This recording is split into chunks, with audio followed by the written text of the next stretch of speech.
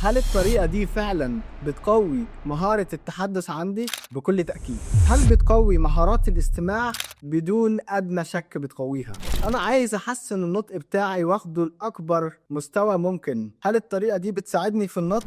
دي أكتر حاجة بتعملها أصلا. هل ممكن أزود حصيلة المفردات باستخدام الطريقة دي؟ أزود الكلمات بتاعتي بنسبة 100%. فإيه هي الطريقة السحرية اللي شغالة على كل جوانب اللغة في نفس التوقيت؟ هي الشادوينج. الشادوينج هو التكنيك اللي مش بيفشل أبدا في إنه يحسن جوانب كتيرة في اللغة في نفس الوقت وبدون حتى ما تشعر. فايه هو الشادوينج؟ ازاي بنستفيد منه؟ وايه هي انواعه؟ وازاي نطبقه بشكل صحيح؟ كل الاسئله دي هنجاوب عليها مع بعض في الفيديو ده، فيلا بينا. اول حاجه، ايه هو الشادوينج؟ الشادوينج هو عباره عن محاكاه اهل اللغه الاصليين وتقليدهم لدرجه نقدر نقول عنها انك بتقلد كل حاجة حرفيا، مش بس انك بتردد وراه. يعني مثلا بتقلد لغة الجسد، نبرة الصوت، الايقاع، كل حاجة. طيب ازاي بنستفيد من تطبيق التكنيك ده؟ لما بتحاكي المتحدث الاصلي للغة بتلاقي نفسك بتنطق اللغة بطريقتهم هم مش بطريقتنا احنا. بتبدأ تكتشف هو ازاي بيغير نبرته وامتى، وازاي بيكون النبرة بتاعته اثناء التحدث. وبسبب انك بتحاول تقلده وتوصل لأقرب صورة ممكنة منه، فده بيخليك تسمع اللغة وتسمع كل حاجة بنطقها الصحيح.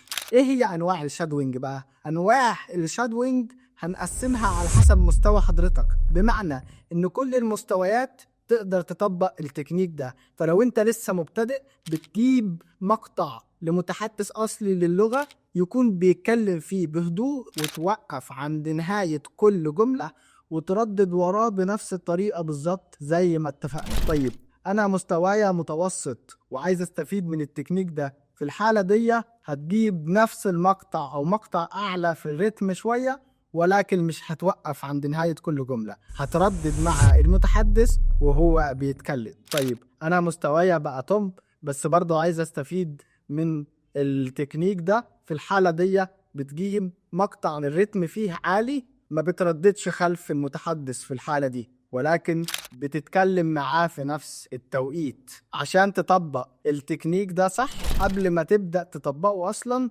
اسمع المقطع مرة واثنين وثلاثة وتأكد إنك فاهم محتواه. لو مش فاهم محتواه ترجم الكلمات الصعبة فيه لحد ما تفهم محتواه، وبعدين تبدأ تطبق تكنيك الشادوينج.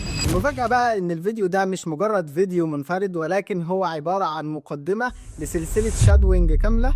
كان هو الفيديو الوحيد الجزء النظري فيه. بداية من الفيديو الجاي هنبدأ نجيب المتحدثين الأصليين للغة ونشوف إزاي بنطبق التكنيك ده على أرض الواقع. فأنا مش هسيبك عند الجزء النظري فقط. لو عجبك الفيديو ما تنساش تشاركه مع كل أصحابك وتعمل سبسكريبشن في القناة. ولو بتتابعنا من على الفيسبوك اعمل فولو لصفحتنا وشارك الفيديو مع كل أصحابك. أشوفكم على خير، والسلام عليكم ورحمة الله وبركاته.